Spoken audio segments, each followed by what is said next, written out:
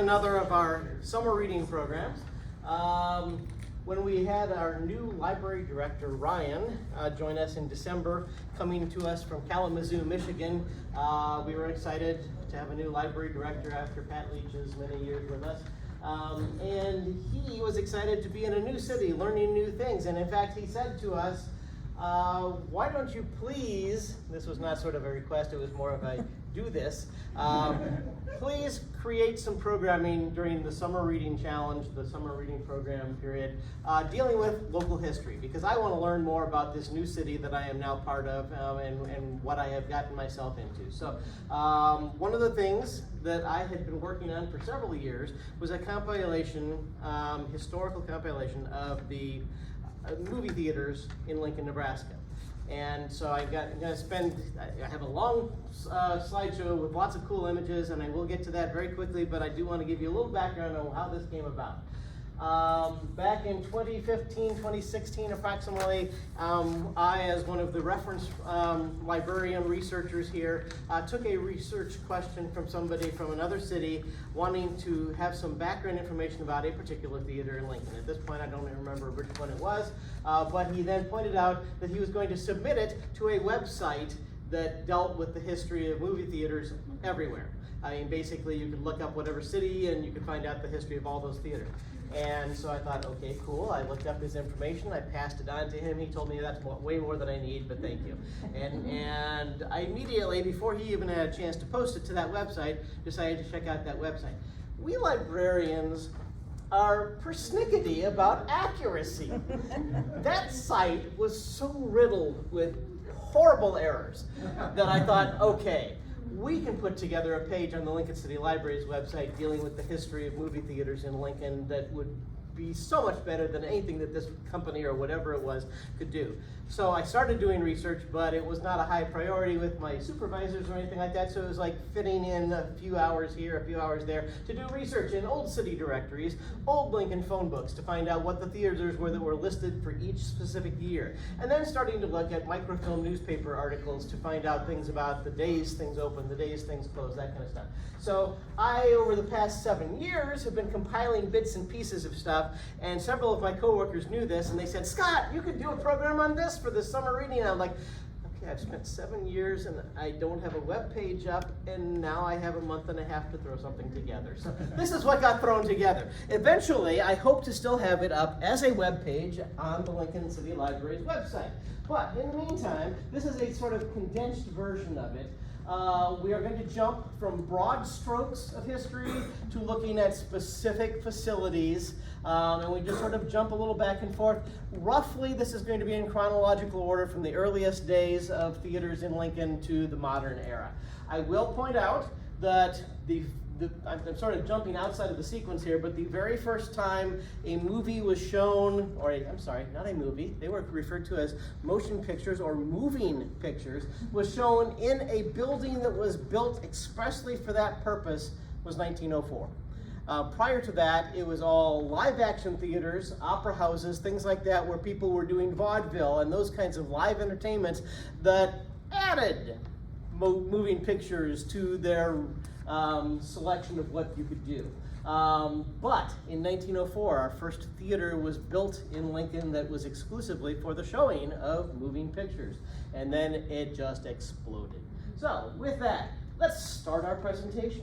And I have not done a dry run of this other than to show people some selections of the slides before, so I don't know if we're going to have time at the end for Q&A or not. If we do, save your questions till then, unless there's a really pressing point or I have an incorrect fact, which I hope I don't have too many of. So, timeline. First opera house opens in 1873, the Hallow Opera House, at the southwest corner of 12th and O Street. After burning 2 years later, it was rebuilt because of the centennial of the U.S. in 1876 and named the Centennial. It was then bought by somebody else named Funk in 1882, who renamed it after himself. It was expanded with some additional space, and the first moving pictures were actually shown at that theater. But that was not the place that was built exclusively for the showing of moving pictures.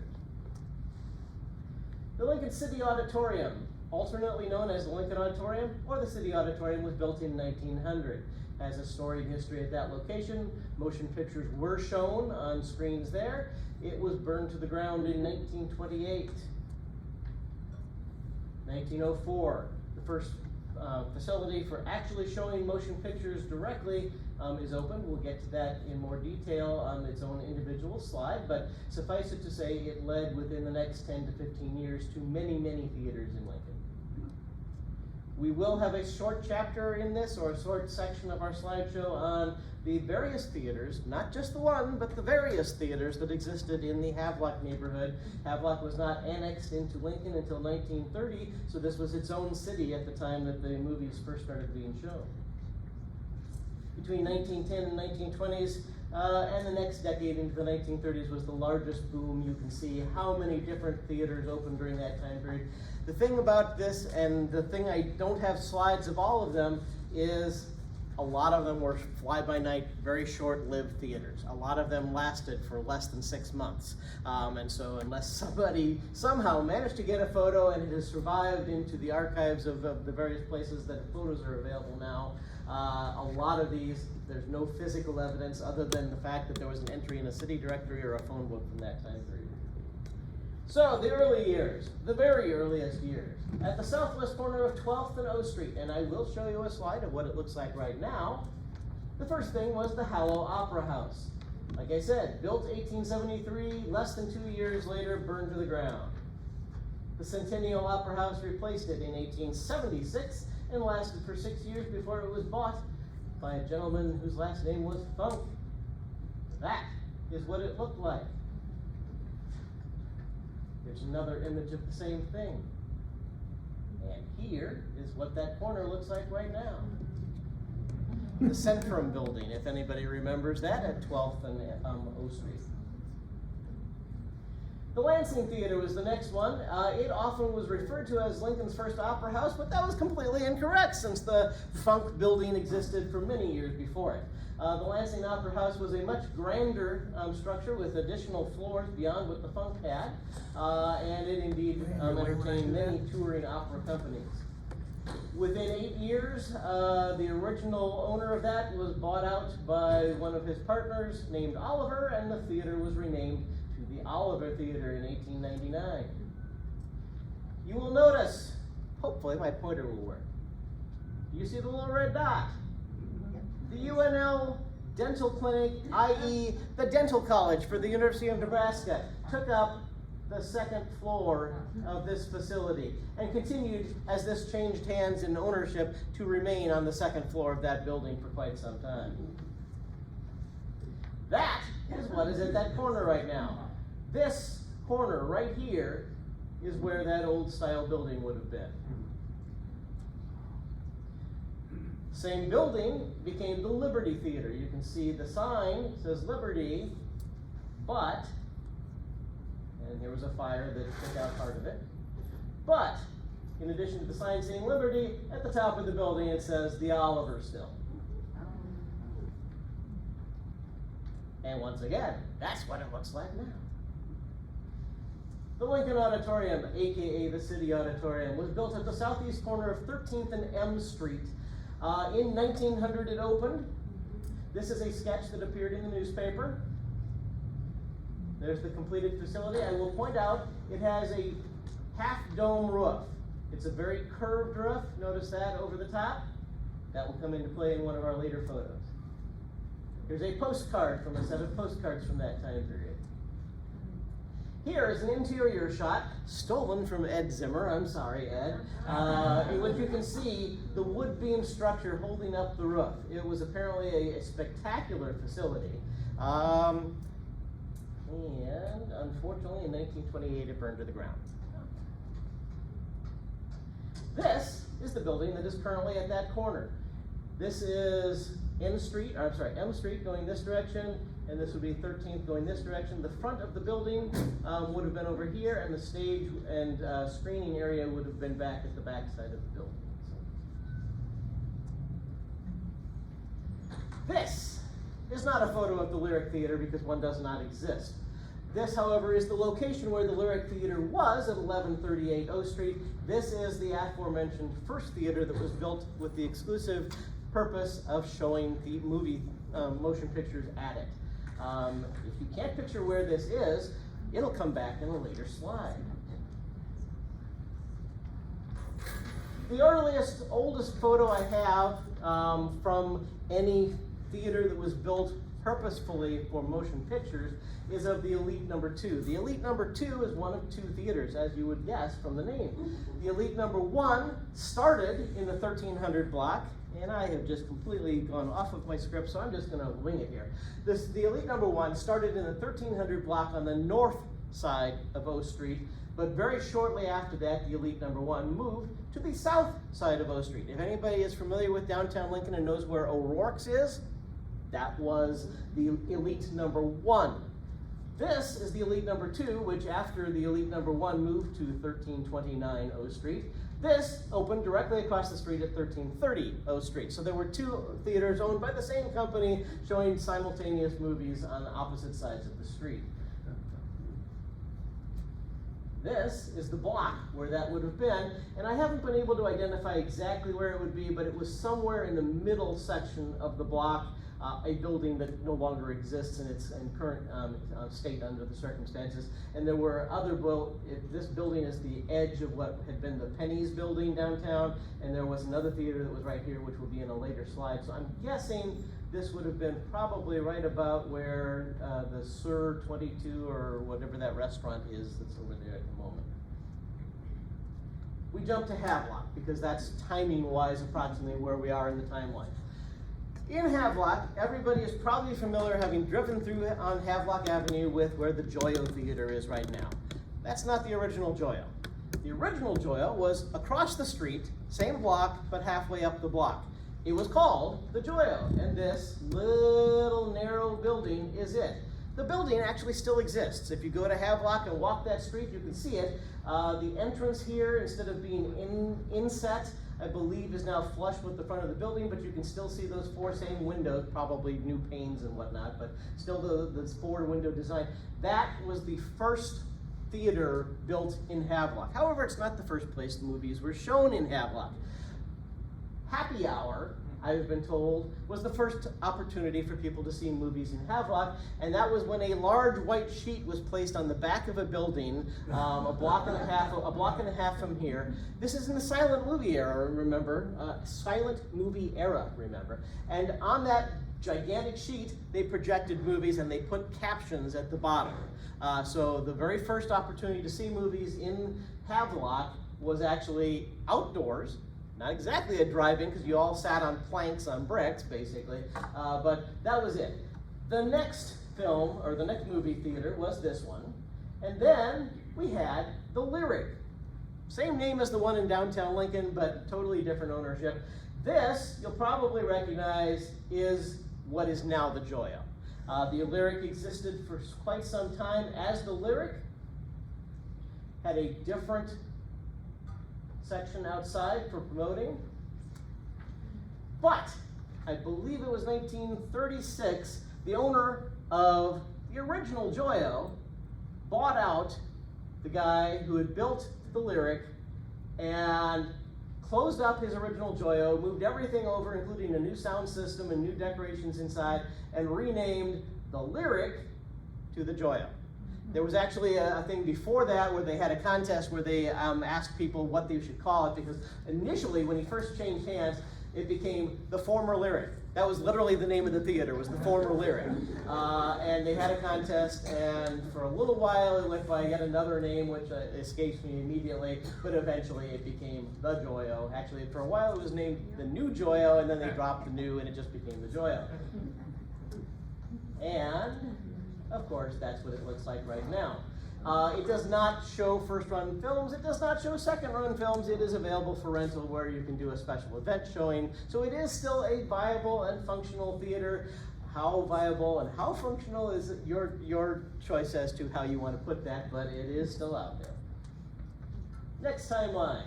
In the 30s, there was lots of rapid changes with theaters changing hands, changing names. Lincoln annexed Havelock in 1930, so those theaters became part of it. One of the things you need to know about Havelock is Havelock existed as its own separate community. It was not part of Lincoln prior to 1930, and so they had different street names than we're familiar with right now. For instance, in the days that I already talked about, where those theaters were first showing up, Havelock Avenue was O Street. When Havelock became part of Lincoln, it could no longer have an O Street because there was an O Street. So the names of the streets got changed. So just be aware that if you look in some historical records, you'll be super confused as to what the best of things are. Still more changes in the 1940s. The number of Lincoln theaters keeps fluctuating. O Street is still the primary theater destination, which is why your map focuses mainly on the downtown area. The 1950s, welcome drive-ins to Lincoln. There were 3 of them, and we'll go into them. The 1960s saw the end of the primary block of motion picture theaters, which was from essentially 1500 to 1600 on O Street. When you think about that location right now, you go, that's where the Federal Building and a parking garage are. Wasn't prior to 1966 when those were both built. That was the major destination for theaters, was the 1500 block to 1600 block. So. In the 70s, we get the Cinema Twin and the Douglas 3 and the Hollywood and Vine. Downtown, you'll see this address, 1500 O Street, on the next several slides because this theater changed ownership and changed names like crazy. It was initially the Orpheum. There's a bunch of people waiting to get into the Orpheum. Then it became the Rialto. By the way, the Orpheum is not its first name. First it was the Bijou in 1907, then the Majestic in 1908 to 1909. The Orpheum was 1910 to 1915. Then it became the Majestic. I don't have an illustration of that. Then it was the Rialto from 1917 to actually 1934, so this lasted a while. And then it became the first Varsity at 1500 O Street. That name will come back to haunt us later, but note the similarity in fonts. When the Varsity moved away from 1500 O Street to a new location and a new theater took over, they cheaped out in the simplest way they possibly could so that they didn't have to change hardly anything about the sign except for taking down the big sign in the front, but the structure that held that up was left on the top of the building. So the variety as a facility only lasted for a little over a year, and then it was torn down and no other theater was built at that particular number, which was 1500 O Street. Now, you may wonder, what's 1500 O Street? First of all, you need to be aware, there was no 15th Street in that block. There was an alley, a very, very narrow alley. In fact, you can see the very, very narrow alley right there. That's the equivalent of what existed as 15th Street because there wasn't one. It ended at O Street and then basically went north to the Capitol, or south to the Capitol. Well, this corner right here is approximately where 1500 O Street would have been. And obviously we now have a big Federal Building that takes up that entire block. Here's a picture from a little farther away. You can once again see that theater building right here in the middle, but you can see how the street, 15th, sort of dead ends at O Street right here, and there's a little alley that goes in that section right there. And here's a wide shot showing what it looks like nowadays. 15th Street goes all the way through and dead ends at P Street instead of O Street. That white car looked like it was cut in half in that picture. It very well may have been. All right. On the opposite side of O Street at 1511 was the Muse Theater, the Magnet Theater, which was 1914 to 1918. And then there's a gap where I was not able to find the name of anything at the same address between 18 and 23, but in 23 we get the Sun Theater.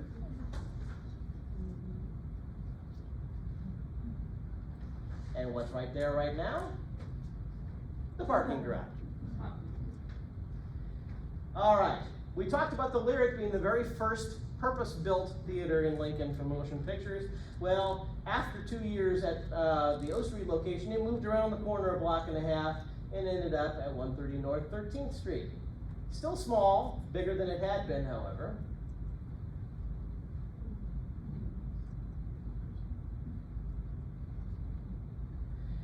This is not that theater building, but you can see the Lyric right next to it. This is the Nebraska Buick auto company. The Stewart family was heavily invested in the auto industry and trying to get autos sold in Lincoln. And because of their strong financial investment in the auto companies, they were gifted with this Buick dealership. They were just given the building. And so for years, this was one of the primary sales points for automobiles in Lincoln. Eventually, Stewart decided, well, there's too many other auto dealers, I don't need to keep doing that. So he decided to tear down this building and build the Stewart Theater. And as part of building the Stewart Theater, which would have been right over here on the left-hand side, they tore down not only the auto dealership, but also the Lyric, and so we'll see that in later slides. But essentially, right over here is where the Lyric would have been. The Strand existed in two different places. I do not have any photos of it when it was on the south side of O at 1329. However, when it moved across the street to 1316, you can see where it is in conjunction with the Stewart building behind it. So it's on the O Street side of the block where the Stewart Theater is on the back corner. Here's an even better shot that gives you that perspective. And this would have been probably, the Stewart Theater was, the building was built in 1928, so this is probably early to mid-30s. The Strand did not last as a theater much longer than that. The Colonial.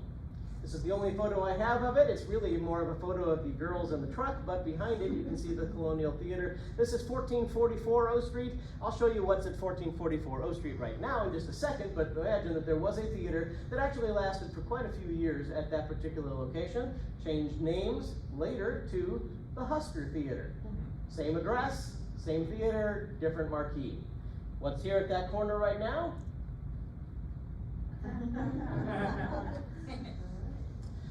This works better if you're on a computer and you can blow up the photo even bigger than what you see. This is the only photo I have of the Capitol Theater, which was built in the 1500 block. So once again, it ends up, this block right over here is where the federal building ended up being.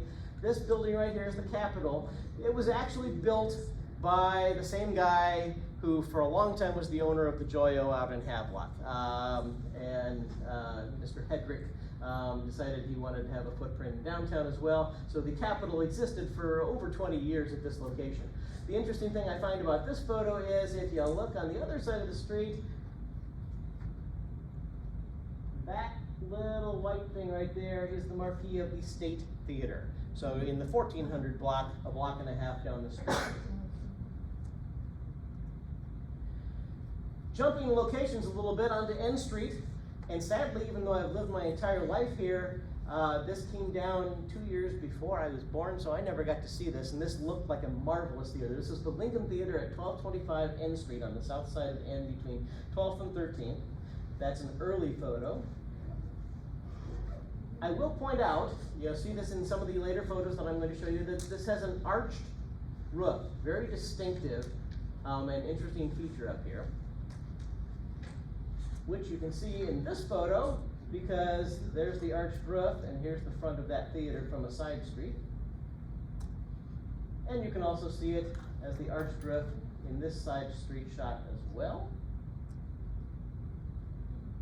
Eventually they had a really spectacular marquee out front. This gentleman, and I don't have my handout in front of me here, but essentially he was the managing electrical engineer for the facility from the day it opened in 1925 to the day it was demolished in 1961. And so the Journal started a really nice detailed article in which he shared memories about things that had happened there and how, the headline of the article was that the pigeons were going to have to look for a new home. One of his big deals was having to clean the pigeons out of the upper stories of the buildings. And that is what's at that location right now. If you can picture it, for a while, it actually existed right here next to this bank building, which was only 2 stories high. Then the bank added additional stories, and then the bank said, we want more space, and bye-bye went the Lincoln Theater so that the bank could have more space. The Orpheum was one of the theaters at 1500 O Street, an address we've already talked about, but in 1913, they built this facility, a very large 1-story facility at the corner where essentially the Plaza 4 ended up eventually. But they moved in 1913 and were there for several years before the Nebraska Theater. And you can't really see it, but this is a gorgeous marquee with a curving Nebraska up above it. The Nebraska took over, and they were there for probably 15 years before eventually the building was torn down to build the Plaza 4. But here's some more photos from various eras in the time period. Ah, yes, there we go. Gorgeous, just gorgeous, especially when you see photos where it's lit up at night. Here's a view from basically farther downtown. You can see the building right over here. This, I couldn't write this without losing a lot of the detail, but basically they had lots of special events, including this one where they were showing a special Western on the marquee, and they had like 50 guys on horseback who all rode out of their horses into town and met outside the theater to promote the Western that they were showing. Scudda-hoo, scudda-hey! Did you know you could get vitaminized popcorn at the snack booth inside the Nebraska Theater? And here's what's there at that location now.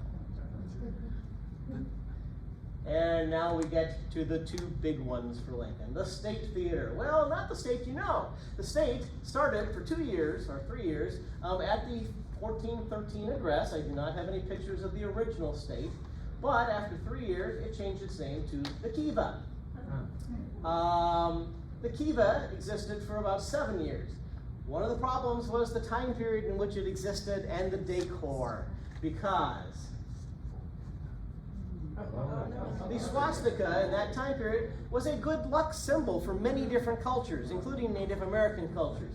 And in fact, they named the theater the Kiva, and they pretended that the word Kiva actually meant something, it was like place of entertainment, which it really isn't. Closest you can come is place of assembly in one of the native languages, but even then it's not an accurate translation. But they were pretending, oh, we're gonna tie into the natives. Well, that was a symbol in local native culture. Well, look at what year they decided to change. So. Look at also at the Thunderbirds and the bas relief that are reminiscent of the Capitol building. Yeah. There's a recording of Ed Zimmer and Jim McKee doing a talk on Lincoln theater history, in which Jim then asks, are there any swastikas anywhere in the decorations of the state capitol building? And they couldn't agree on whether or not there are. But suffice it to say, there are here. And so that was one of the reasons that it was closed. But it was also doing extremely good business, and it was only 25 feet wide. And so they closed it down, and in less than a year, they rebuilt it as the State Theater. Twice as wide, so much bigger footprint, and so they could handle the audience also. The number of seats went from like close to 400 in the Kiva to over 700 in the State, so they could pull in more customers that way. And they opened in October 1941. Here's a bunch more photos of the State. Now, I cannot with absolute certainty guarantee that this is the State. However, I can't find anything that identifies where else it would be, but I believe this was specifically created as a standalone ticket booth for the State Theater, but I can find no other photos that have this in it. But I simultaneously can't find photos of any other theaters in Lincoln that have this. So I'm going with the presumption, based on the source that I had, that this was built for the State Theater. And look, that looks like the state capitol possibly, but also if you look at the design, it's very similar to the design that's on the front up here. So that's what makes me think that this is accurate. Anyway, this was very early. This was in the first year of its existing as a state theater. They brought in huge crowds for Bambi, Danny Kaye, and guess what's there right now? The Bourbon. Now, for the first few years that the Bourbon existed as a live performance venue, they were also still occasionally doing retro film showings. I went to a showing of Monty Python and the Holy Grail there like 2 years after it became the Bourbon, and it wasn't a bad facility, but they've done so much interior redesign that it's really not designed anymore for viewing films. It's basically mainly for people who want to stand and gyrate to music that's being played in front of them. And the granddaddy of them all, the Stewart. You've seen this picture before. There's the Lyric where it had been, and here's that auto dealership. Well, here's what took its place. The gigantic Stewart Theater, a absolutely gorgeous building. The theater itself only took up the bottom, I believe it was 3 floors. You can see that this area right back here is where some of actually the interior of the theater had a screening area where you could see previews of other films, and that was back in this area. For a while, the Lincoln Symphony was exclusively performing at the Stewart Theater. It also was designed with its interior being both a stage for live performances like plays, as well as the ability to show motion pictures. I know several people who have commented that they saw traveling plays that were performed there. The symphony used to play for elementary schools, so we all got bussed out from Elliott downtown, and we all had to dress up. Very nice. To watch that, told us when to clap, when not to clap. Two major movies had their world premieres in Lincoln. There were other smaller films that may have also had premieres, but they were not as well known as these two. The first was Cheers for Miss Bishop, based on the novel Miss Bishop by Bess Streeter Aldrich, which had its world premiere at the Stewart on January 22nd, 1941. The second one will be on a later picture. There's another view of it. The interior of the Stewart was one of the most gorgeous movie theaters. In fact, in trade journals, it was remarked upon how beautiful the interior of the Stewart was.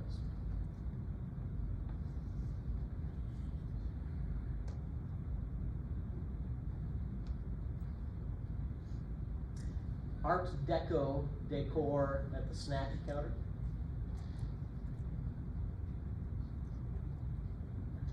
Here's the other one that has world premiere. Terms of Endearment, which for a large chunk of it was filmed in the Lincoln area, also then had its world premiere in 1983 at the Stewart. Now, it is the Rococo.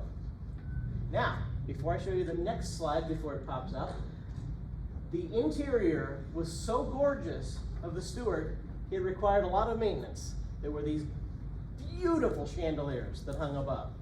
There was artwork embedded in the walls. It was a sumptuous movie palace.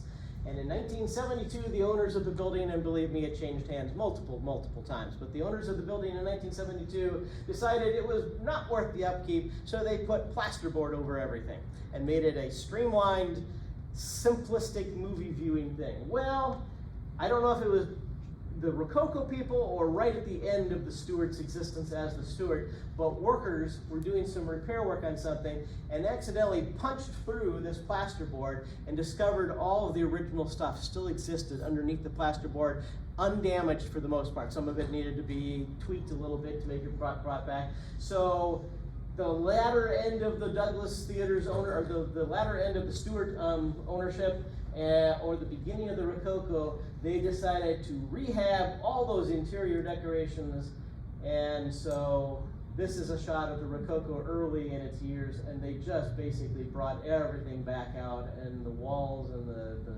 ornaments and everything. The chandeliers are now hanging in beauty, so I got to give them credit for that. The Rococo has the capability of actually showing movies, but they don't. My wife and I attended a special event a few years ago when a sitcom that was going to be set in Nebraska had a Lincoln connection, and they invited a bunch of people to come to the world premiere. Hey, there's another world premiere of, what was the name of that, Becky?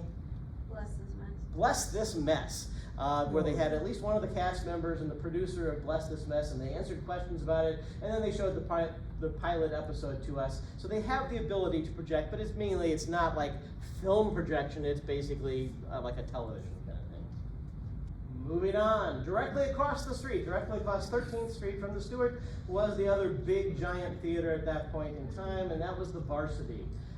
Referred to briefly as the New Varsity because it had been over there on O Street before it changed to the Variety, with the little letter change in the name of this thing. However, the Varsity was so successful on O Street they needed a bigger house, and so they basically took over what had formerly been the Lansing Opera House, the Oliver Opera House, the Liberty Theater. Well, this was the fourth thing at that address at the corner of 13th and P Street. So its promotion on its opening day was for All This in Heaven too at the New Varsity. Here's one within the first couple of years, so with huge crowds outside. Here's, I can't remember, what was this? Oh, Charlie Chaplin, The Great Dictator, which was one of the earliest films shown at the Varsity at P Street. Now, here is a staff photo of the staff of the theater in 1948. Nothing really unusual about that unless you happen to have a friend or a relative in the past from that time period that might have worked there. However, that is the doghouse. And what little I've read about that is it was a very popular outside the theater concession area where you could buy hot dogs and chili dogs and stuff like that to grab before you went into the theater or after you got out of a show. The doghouse was a very popular place. It also had concessions inside the theater, but this was sort of in partnership. I'm sure that the theater got a huge cut, if not all, of what was going on at the doghouse. Elaborate decor inside. More photos from later in its life. This is from shooting over where, basically, if we're standing where the Cinema Twin is, you can see where the Varsity was across the P Street from that. This was actually some sort of a Beatles event. It wasn't the Beatles appearing, obviously we'd have the streets filled with people if that was the case, but there was some sort of special event which tickets could be won by people. One of my former coworkers says he knows who this gal is walking towards the camera. So. Another view from yet another angle. You can see exactly where it is from the existence of the rampart behind it.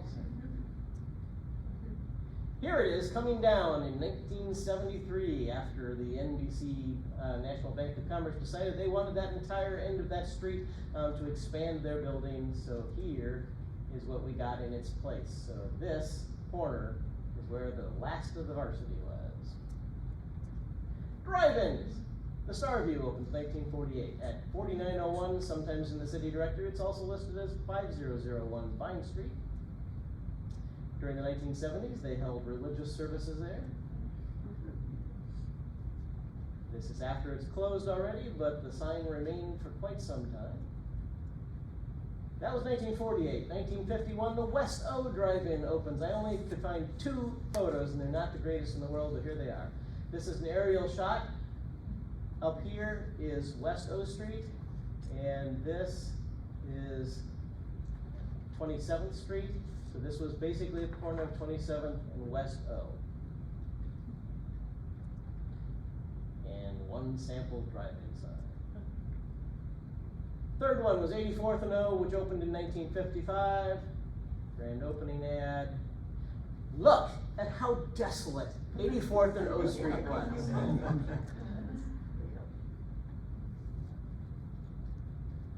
Desolate, desolate, desolate.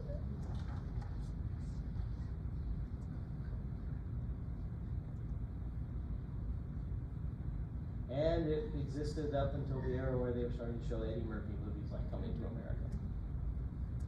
Sheldon Memorial Art Gallery essentially was set up in 1964, and in 1966, a small auditorium. If you went in these doors and turned left, over here you get into a small gallery, and off of that gallery were doors into an auditorium where they would show art films and things that were needed for the UNL Film Studies program and student films and things like that. They didn't do first runs, they did foreign language. When I was in the Film Studies program at UNL, I saw many a film there. It also partnered with some of the local summer arts things that were going on our street outside of it. So when Chuck Jones came into town and they were doing a Chuck Jones festival of all of his Looney Tunes, Warner Brothers cartoons and stuff, that theater is where they were showing the cartoons. It was terrific. However, oops, not do that again. Eventually, the film showings moved to the Mary Ritma Ross a couple blocks away. However, this did serve as a lengthy period of time as the main purpose for showing films for the students. The facilities to show films are still there, and when I had a conversation with Danny, the guy who was in charge of it and who then was in charge of the Ross Theater, he said, oh yeah, they can still show things there. They just don't do it very often because we've got the Ross now. So. Cooper was the first freestanding theater outside of the downtown area, and I really wish I had one of the Lincoln historians to explain what the regulations were as to why multi-screen places could not exist out of downtown. For many years that was on the books, and then in some ways it still is. They have to jump through many hoops to get theaters established outside the downtown district. But this was the first. 1972, I believe it was. It opened with The Sound of Music with Julie Andrews. Lots of special events. Please note, in the background, Lincoln's first McDonald's with the original look at the golden arches on O Street. For many years as a kid, I could bike to this theater. Yeah, don't look at this one, it's sad. I could bike to this theater because during the summer they had a special deal where kids could buy passes that got them into like 8 or 10 movies over the course of the summer. It was always on Saturday mornings, I think it was. And so I saw things like, oddly enough, they were showing things like True Grit to us kids, but nonetheless, it was an experience. Anyway, so from couple of years, this is the state of the Cooper sign before Guitars and Cadillacs took over the facility. And right now, this space is taken up with Cinema Twin, opened downtown in, I believe it was 1973. It was called the Cinema One and the Cinema Two, but people quickly started calling it the Cinema Twin.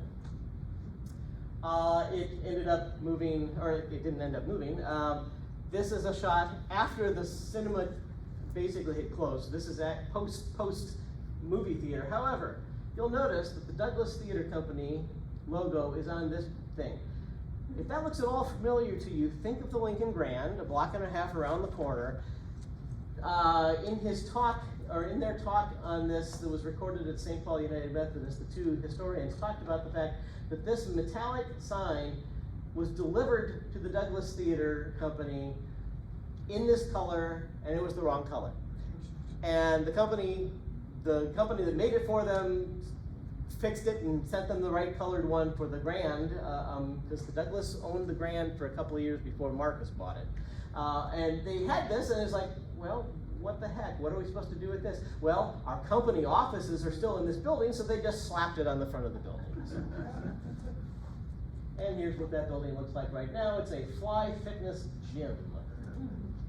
Douglas 3. I think this is after its final showing because otherwise there should have been something up on the marquee. An example of some of the movies shown there. An example of what it looked like after it came down. Please note that underneath the theater you could get to from this side, and over on this side there were stairs leading down to a below ground level that was commercial. Bookstores and barbershops and all sorts of cool stuff down there. I saw an article in which some design majors were talking about how, oh, this was a horrible design. How would anybody know there were businesses down there? I was like, I love those businesses down there. That was such a cool space. Anyway, here's what's at that corner right now. Plaza 4. Here's a newspaper art ad for the opening day. Speaking of chandeliers, these were in the lobby. And here's what the building looked like shortly after opening. And here's what it looks like now. 13th Street. You may remember that 13th Street had the Cinema Twin, it had the Douglas 3, it had the Varsity, it had the Stewart, it had the Lyric, and various other things in various time periods. Well, here's an example of the Stewart on the left and the Varsity on the right, and cars going by like crazy. Here's another view of it where you can see the Varsity on the left and the Stewart on the right. And that brick building right behind it you can see is the YMCA. That's what was torn down to make the Douglas 3. Here we're back on the other side again. Or actually, no, this is the same side. This is in the 1970s, the Varsity, the Stewart, and now we have a Penny building. Really bad photo of the Varsity, but you can also see the Cinema Twin across the street from it. Here was an actual photo that appeared in the newspaper as they were preparing to tear down the Varsity, in which they were talking about taking this building, which was an Elks Lodge, to create the new Varsity Theater. Well, plans changed. That eventually became the single-story Cinema Twin over here on this corner, but you can see where everything was. Basically, the Varsity, you can't quite see the Stewart right across the street, but here's the YMCA, etc., etc., Rampart Garage around the corner. And here's a photo I took 2 days ago, showing the same stuff, basically from the opposite direction. You can see the arrows pointing to where all those different theaters would have been at one time or another in their time periods. Ooh, yes, there were 3 adult theaters in Lincoln. Embassy was in the 1700 block of O Street. I took a bad photo because the actual theater would have been way over here and I didn't quite capture it, but that's where the Embassy was from 1971 to approximately 1989. The last time that there were newspaper ads promoting films at that location was in 87, but they kept showing up in the city directory until 89. Down in the 900 block on O Street was the Cinema X attached to the Romantiques bookstore. This is a current shot with the new Holiday Inn, and so basically that Romantics and the Cinema X would have been right there next to our beautiful terminal building. Hollywood and Vine Theater existed in what was called the Glass Menagerie building on the upper stories up in this end of the building. It started as a legitimate theater showing legitimate normal movies. Then they started putting adult movies, soft porn, in one of the 2 screens, and that brought in so much more money they decided to convert the entire thing to that type of theater. So towards the end of its life, it started in 72, by 77 all it was showing was adult movies. I have a very fond memory. No, that came out really bad. I was born in 63, and so I remember in about 75, I think it would have been, whatever year The Sting came out with Paul Newman and Robert Redford. This theater had gotten to the point that it was basically showing like second run things, and I went by myself as like a 12, 13-year-old and saw The Sting in that theater. So I have a fond memory of that. And no, it wasn't the other kind of theater. Anyway, after 77, it became the Roxy in the exact same space, and the Roxy followed the business model of the end of the Hollywood and Vine and continued to show adult theater. It lasted for 4 months and went under, and new management came in and tried to start it up again, and it lasted for another 4 months and finally went under completely. So, and here's what's there at that corner right now.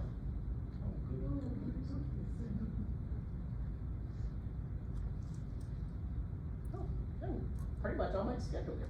All right, the 80s. Hello, East Park. Goodbye, Drive-In. The 90s. The last of the O Street theaters closed. 2000s. Consolidation. More and more theaters closed. Basically, in the consolidation, we're talking about the Cinema Twin, the second Lincoln Theater, the Plaza 4, and the Douglas 3 all closing so Lincoln Grand can open as a 16-screen multiplex instead. No real major changes in the 2010s, except that most of the Marcus theaters are changing to lounge-style seating. And the 2020 is, what does the future hold for physical movie theaters, especially in the era of COVID when things changed dramatically and streaming became so popular? Who knows? There's a certain percentage of moviegoers that still like seeing them in theaters, but that is dramatically smaller than it used to be even just a few years ago. So what the future of movie theaters is, I really have no idea. But we have a few more slides to go. Opening Friday at East Park 3, opening day, you can see the movies that were there. The weird thing about both the East Park 3 and the Edgewood 3 openings were that they didn't open all 3 screens at each of them simultaneously. They opened one screen one day. The next week, that was still showing movies, but they opened a second screen. And the third week, they opened finally the third screen. So it wasn't like a weird, let's just go open 3 screens. It was like one at a time. So. And here's the East Park as of just a couple years ago. Edgewood. And I don't have an exciting second slide. Woohoo! Starship 9. Starship 9 was owned by the same people that own all the other movie theaters, but they were looking for a way to cash in even more than they possibly had before, and so they decided to open a second run theater. So the Starship 9 at the corner directly across the street from the downtown Wendy's opened up to show second run films on their last legs. It, I believe, if I am correct, did have 9 screens, hence the name Starship 9. They promoted the fact that they had a 42-foot tall glowing tower outside. Woohoo! They lasted for about 7 years altogether. There's the glowing tower, aren't you excited? And then this is what it looked like. Now, I have strong memories of that corner because that building sat where many years before a Pizza Hut had been, which was the very first Pizza Hut in my entire life I had ever eaten at, and it just is burned into my memory. And then it was an arcade for several years, and then it was a Chinese restaurant, and I frequented all of those. So when this came down, it was a little bit of my childhood going away. And here's what's there right now. Woohoo! The Lincoln Grand. As we talked about, the Lincoln Grand basically came into its existence for the Douglas Theater Company, which was then shortly after bought out by Marcus, to consolidate. So they didn't, basically it boiled down to they didn't want to have to pay as many employees and in as many different facilities, and also the maintenance costs for those facilities. They wanted to streamline it as much as possible and corner everybody in one building where they only had to have one concession stand and a smaller number of staff members manning the theater. So that's what we get. Another angle. Now, hearkening back to very early in our talk, do you remember this image?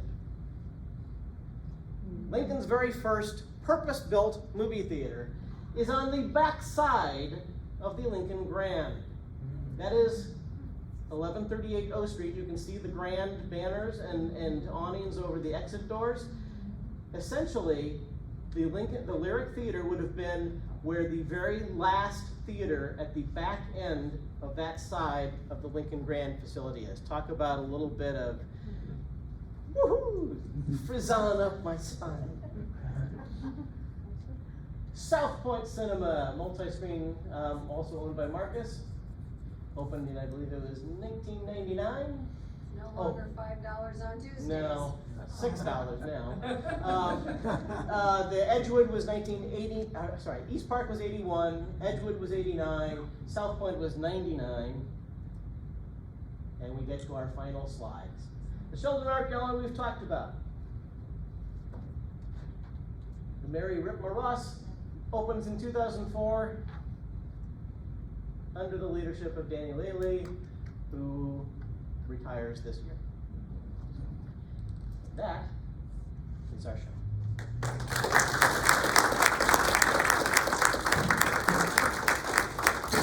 So, it is 7:23. Technically, we're only here till 7:30, but if people have questions or would like clarifications or anything, I am more than happy to stay. I'm officially on duty till 8 o'clock. So, does anybody have any questions or things that they'd like to point out that maybe I was wrong on in all of my years of research? So. Thank you. Yes. In your research, did you ever find what like the first real movie that ever was shown in Lincoln was? No, and for many years of doing the research, I didn't realize that it was the Lyric Theater itself that was the name of the theater. Many times it was referenced as Lincoln's first movie theater without any name attached to it. And it was only by process of elimination, going back through some real estate records and things like that, that I finally figured out, oh, okay, it was the Lyric. But no, I was not able to find the names of any of the films that were shown during that time period.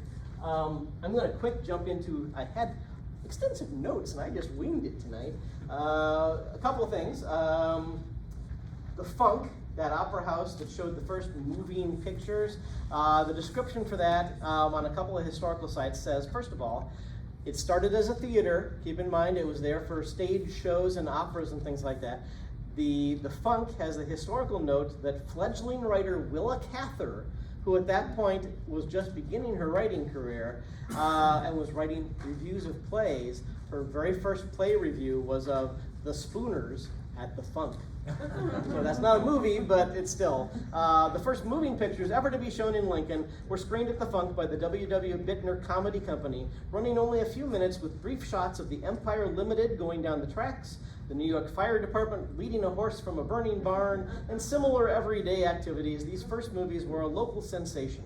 William Jennings Bryan, as a young Lincoln lawyer, saw his first movies at the Funk, and later they showed him making a speech from the back of the train. Let's see. There was really not a lot of detail with regards to identifying films. One of the theaters, and I'd have to dig through this, but one of the theaters, the very first showing was Charlie Chaplin's City Lights, but that was not that far back in history. Let's see.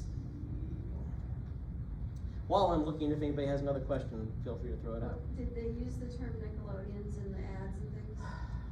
I did not see that. My research began with the city directories, where I was looking to see the early city directories. Nowadays, they don't do this, but the early city directories had detailed business headings, telling you what types of businesses there were and which businesses fit into those categories. And they struggled to come up with a term for what this thing should be. They kept calling it theaters. They just would lump anything that was showing movies in with the places that were stage theaters. And it wasn't until several years later that they started calling them motion picture theaters. So the city directory never used the term Nickelodeon. The promos in the newspaper that I've been able to find, for the most part, did not. By the time promos for motion pictures became much more common, that was the terminology being used, was motion pictures or moving pictures. What was the most surprising thing you learned? You know, something that just took you. How many there were?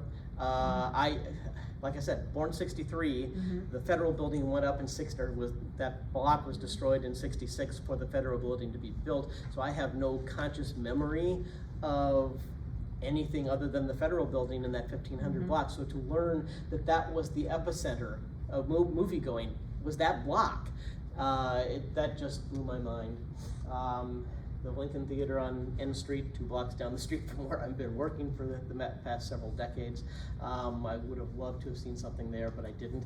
Ironically, the second Lincoln Theater, and I unfortunately didn't really have any slides for this, if you can picture the corner of the Grand right now, where 12th Street crosses P Street, that side, that corner facing on 12th Street is where the second Lincoln Theater existed from 1990 until 2003.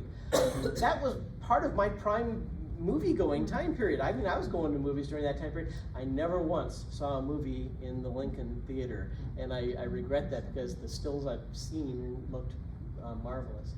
The thing that wasn't so much a surprise was how many memories this brought back. All the research and remembering all the different movies and all the different theaters.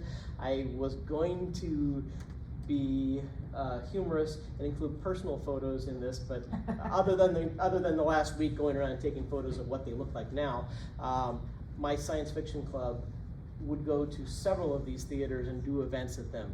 We all went to Star Trek 4, the one with the whales and the time travel back to 1984, at the Plaza 4, and took a photo with all of us holding Save the Whales signs in the lobby of the Plaza 4. I would have loved to have included that.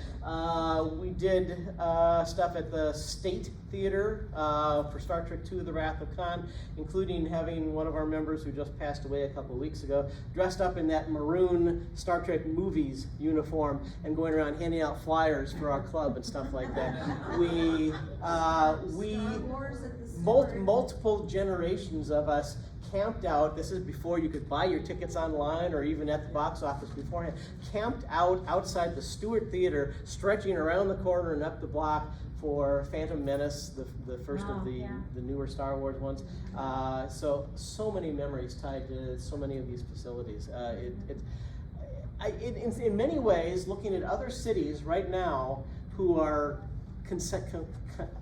compressing and consolidating, getting rid of multi-screen facilities. I mean, even one of the ones in Omaha that was like 12 or 18 screens or something is now gone. And it's like, I'm still amazed at how many theaters Lincoln actually does have. So I should be extremely grateful that we do have what we have. At the same time, it's so annoying to have it be a monopoly, that there's only one company with theaters, ignoring the Ross because it's a unique beast. Does that answer your question? Yes, thank you. Yes? You mentioned that a lot of the theaters burned down in the early days. Do you know if that was just a sign of the times of all buildings in those times where, okay, this wasn't just theater specific, because I know old films would combust. The 2 or 3 that were significant burn downs, I don't think had anything to do with the equipment for showing movies. Okay. The other thing I didn't really touch upon was the Civic Auditorium that burned down in 1928. The populace realized they wanted a replacement for that, but I wish Ed or Jim were here to be able to answer that question. There were so many complications because there was different ownership and different people owned the insurance and different people owned the land that Civic Auditorium had been on, and the city decided it wasn't going to start off with the same hodgepodge of rights holders and different issues. And so we didn't get the replacement for a 1928 burned down Civic Auditorium until the Pershing building opened in 1957. Wow. 29 years later. Other questions? Okay, I'm gonna really quick run through, just like where I could find it. I noted what the opening movies for certain theaters were. So let me see if I can find some of those.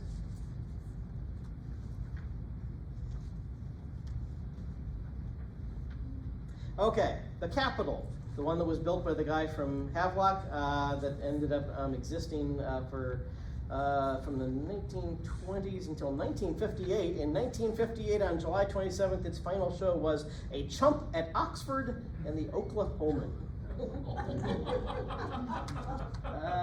Let's see. Here we go. The State Theater, that preceded the Kiva Theater, opened on May 6th, 1931 with City Lights, with Charlie Chaplin. Its final show was in April of 1934. I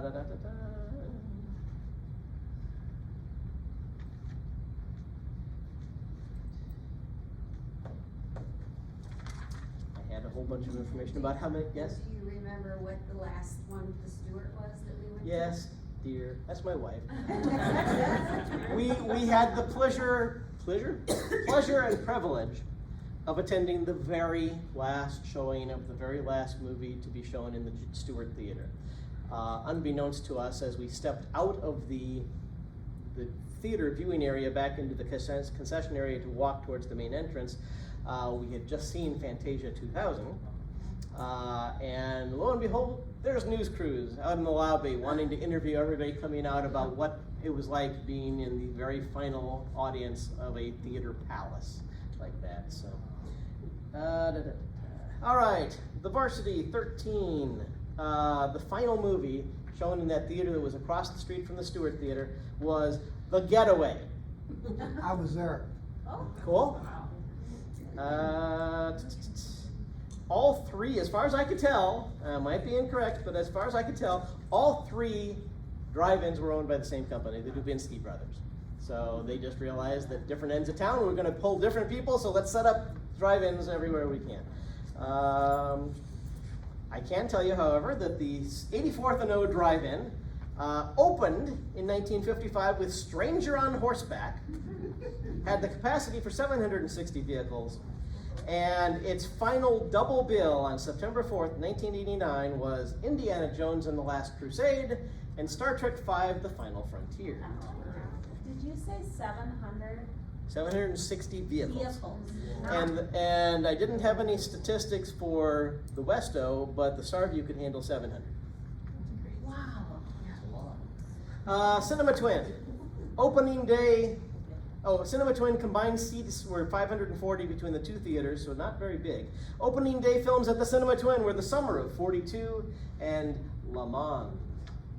The Douglas 4, opening day, March 2nd, 1973. Total seating for all three theaters combined, 752. Opening day films, 2001: A Space Odyssey, which was on a repeat cycle. It was not the original date that it opened. The Sting and Serpico.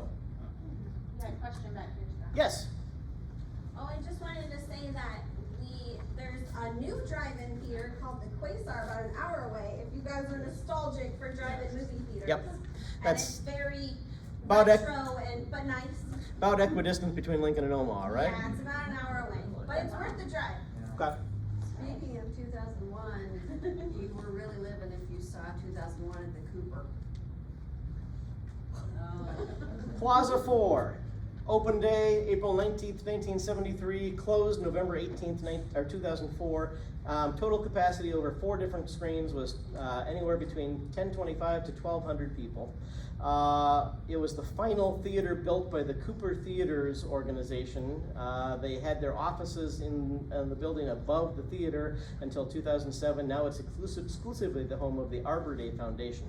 Opening day films 1973 were Brother, Sun, Sister Moon, Cabaret, The Godfather, and Charlotte's Web. I'm sorry, I don't have the opening days for the Embassy or the Cinema X. I really don't know what's going on. East Park, opening day, keeping in mind this was staggered 1 week, 1 week, 1 week. The 3 opening films for East Park were Only When I Laugh, So Fine, and a re-release of Kramer vs. Kramer. Edgewood, opening films were National Lampoon's Christmas Vacation, War of the Roses, and Family Business. And the Lincoln Grand, oddly enough, the newspaper article only identified 1 film as being their grand opening. Maybe they had a special showing of 1 film just to make it an event, and that was The Incredibles. And that was all the notes that I had on that. I actually have tons more notes that will eventually migrate their way to a website if we end up getting that on the library's website, including like who the managers and owners and stuff like that were, but I didn't think that was going to go over with this crowd. So thank you again. It is now 18 minutes until closing. So